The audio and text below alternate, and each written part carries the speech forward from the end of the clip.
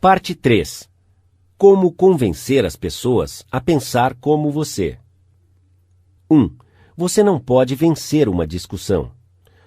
Logo após o desfecho da Primeira Guerra Mundial, aprendi uma lição preciosa numa noite em Londres. Eu era gerente na época de Sir Ross Smith. Durante a guerra, Sir Ross havia sido o as australiano na Palestina. E logo após a paz ser declarada, ele surpreendeu o mundo voando ao redor da metade dele em 30 dias. Ninguém jamais havia tentado tal façanha. Isso criou uma tremenda sensação. O governo australiano lhe concedeu um prêmio de $50 mil. O rei da Inglaterra o condecorou com o título de Sir, e por um tempo ele era o homem mais comentado na Grã-Bretanha. Eu fui convidado certa noite a um banquete oferecido em honra de Sir Ross, e durante o jantar, o homem sentado ao meu lado contou uma história engraçada ligada à citação: há uma divindade que molda o nosso fim, por mais toscamente que nós o desbravemos. O contador de histórias mencionou que esta citação estava na Bíblia. Ele estava errado. Eu sabia disso. Eu tinha certeza disso. Não tive dúvida alguma. E então, para sentir-me importante e demonstrar a minha superioridade, apresentei-me como um comitê não solicitado e não convidado para corrigi-lo. Ele continuou defendendo o seu ponto de vista. O quê? De Shakespeare? Impossível! Absurdo! Esta citação está na Bíblia. E ele sabia. O contador de histórias estava sentado à minha direita, e Frank Gammond, um velho amigo meu, estava sentado à minha esquerda. O Sr. Gammond havia devotado anos estudando Shakespeare. Então, o contador de histórias e eu concordamos em submeter a pergunta ao Sr. Gammond. O Sr. Gammond ouviu, chutou-me embaixo da mesa e então disse: Dale, você está errado. O cavalheiro está certo. Está na Bíblia. A caminho de casa naquela noite, eu disse ao Sr. Gammond: Frank, você sabia que aquela citação era de Shakespeare? Sim, é claro, ele respondeu. Hamlet, ato 5, cena 2. Mas nós éramos convidados nesta ocasião festiva, meu caro Dale. Por que provar a um homem que ele está errado? Isso vai fazer com que ele goste de você? Por que não deixá-lo livrar a sua cara? Ele não pediu a sua opinião. Ele não a queria. Para que discutir com ele? Sempre evite um ângulo fechado. O homem que disse isso me ensinou uma lição que jamais vou esquecer. Eu não apenas havia deixado o contador de histórias desconfortável, mas havia colocado o meu amigo numa situação embaraçosa. Teria sido muito melhor se eu não tivesse me tornado argumentativo. Foi uma lição tão necessária para mim porque eu havia me tornado um debatedor inveterado. Durante a minha juventude, eu havia discutido com o meu irmão sobre tudo debaixo da Via Láctea. Quando estudei na universidade, eu aprendi lógica e argumentação e me inscrevi em concursos de debates. Falando em Missouri, foi lá que eu nasci. Tiveram que mostrar isso para mim. Mais tarde, eu ensinei debate e argumentação em Nova York. E certa vez, tenho vergonha de admitir, eu planejava escrever um livro sobre o assunto. Desde então, eu ouvi, participei e assisti ao efeito de milhares de discussões. Como resultado de tudo isso, cheguei à conclusão que só há uma forma, debaixo do céu, para obter o melhor de uma discussão, isto é, evitá-la. Evite-a como você evitaria uma cascavel e terremotos. 90% do tempo, uma discussão termina com cada um dos participantes firmemente convencido de que está absolutamente certo. Você não pode vencer uma discussão. Você não pode, porque se você perdê-la, você a perdeu. Se você ganhá-la, você a perdeu. Por quê? Bem, suponhamos que você triunfe sobre o outro homem e prove que o argumento dele está cheio de falhas e prove que ele é um alienado. E então? Você se sentirá bem, mas e ele? Você o fez sentir-se inferior, você feriu o seu orgulho. Ele irá ressentir o seu triunfo, e um homem convencido contra a sua vontade ainda terá a mesma opinião. Anos atrás, Patrick J. O'Hare participou de uma das minhas classes. Ele teve pouca instrução e como amava uma discussão. Ele havia trabalhado de motorista e havia vindo a mim porque ele estava tentando, sem muito sucesso, vender caminhões. Um pouco de questionamento revelou o fato de que ele estava constantemente discutindo e antagonizando justamente as pessoas com quem estava negociando.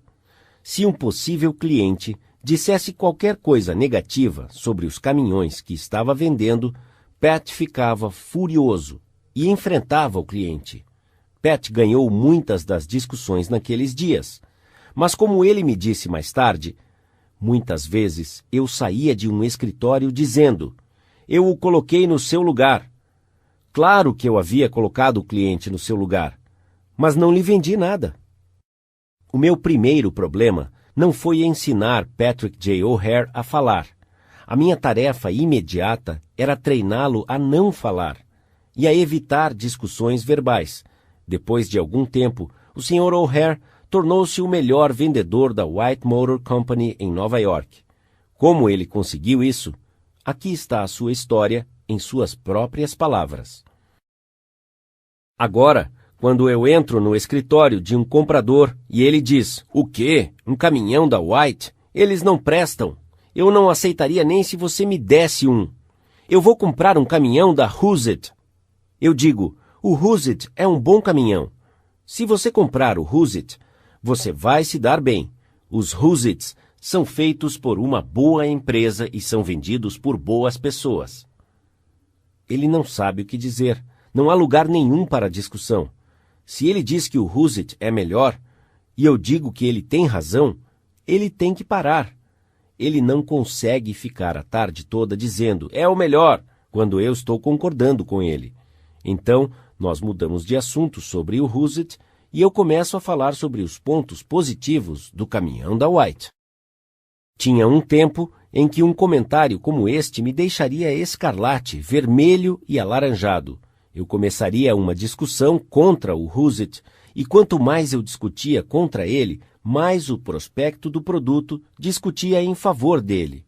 E quanto mais eu discutia, mais ele se vendia ao produto do meu concorrente.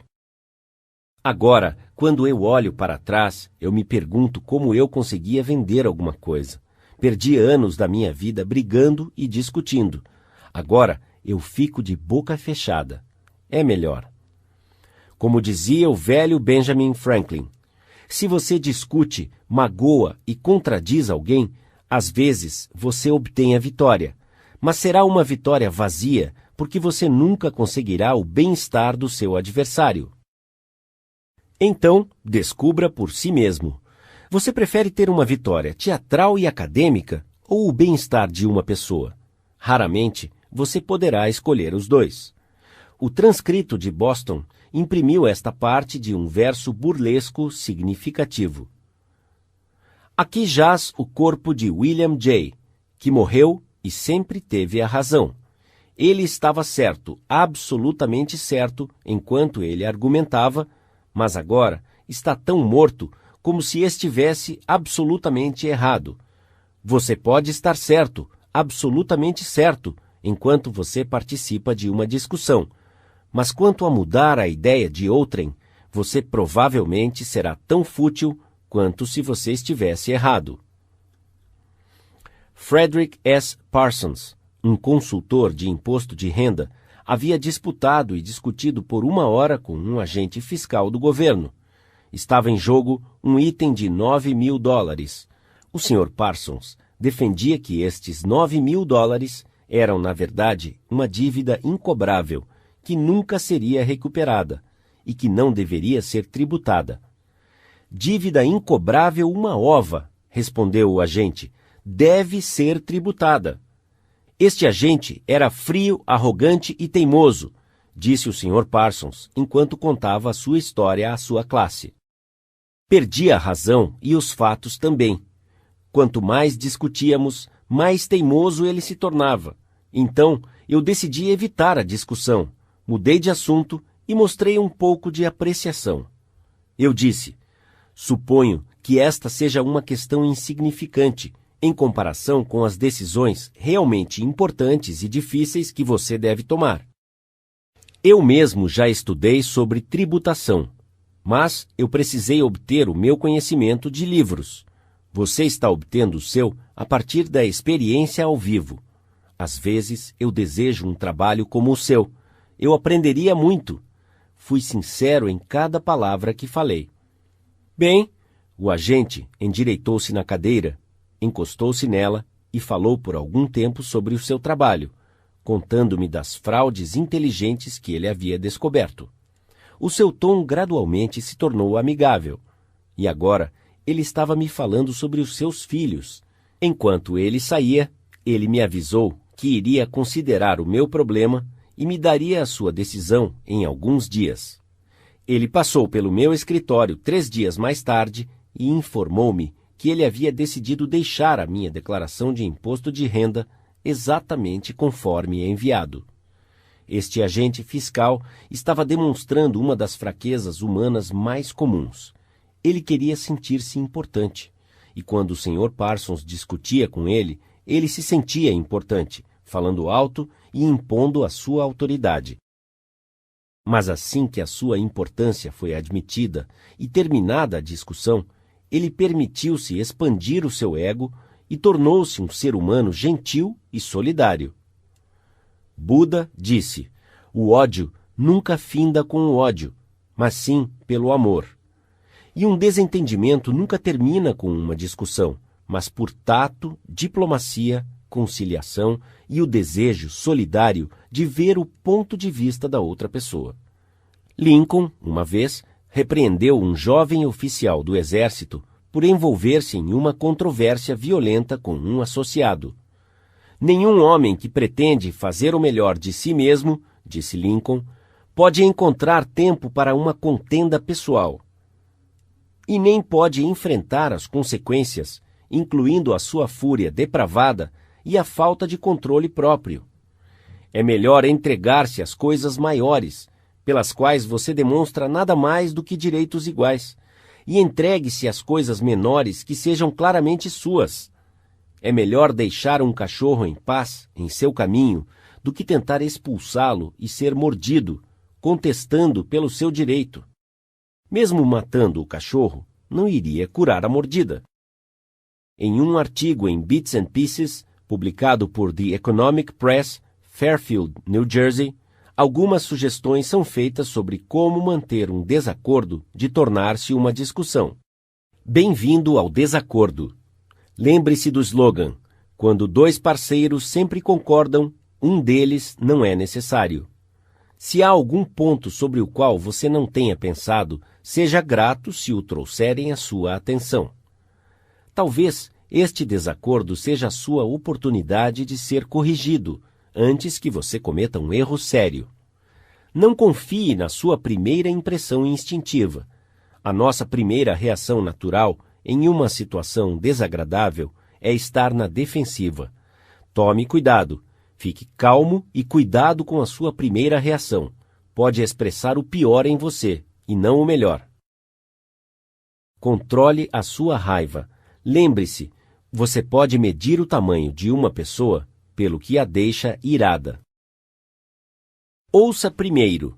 Dê aos seus adversários uma chance de falar. Deixe-os terminar.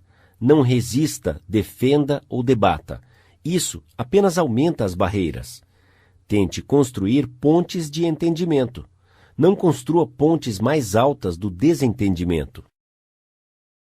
Procure áreas de acordo.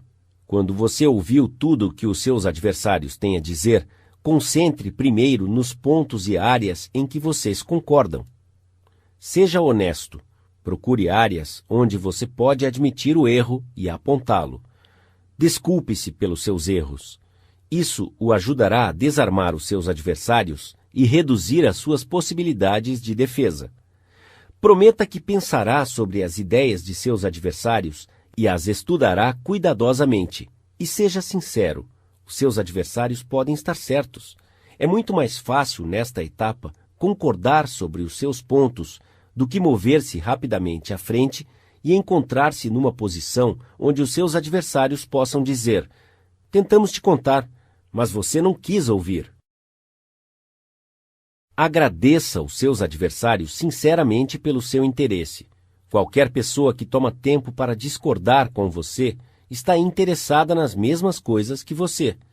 Pense nelas como pessoas que realmente desejam te ajudar, e você pode transformar os seus adversários em amigos. Não tome nenhuma ação para dar tempo aos dois lados para pensar sobre o problema. Sugira que vocês se encontrem mais tarde ou no dia seguinte, quando todos os fatos podem ser trazidos à tona. Em preparação a este encontro, pergunte-se algumas questões difíceis. Os meus adversários poderiam estar certos ou parcialmente certos? Há verdade ou mérito em sua posição ou argumento? Será que a minha reação irá aliviar o problema ou irá simplesmente aliviar qualquer frustração? A minha reação irá afastar ou aproximar os meus adversários de mim? A minha reação irá elevar a estima que as pessoas boas têm de mim? Será que vou vencer ou perder? Qual é o preço que tenho que pagar se eu vencer?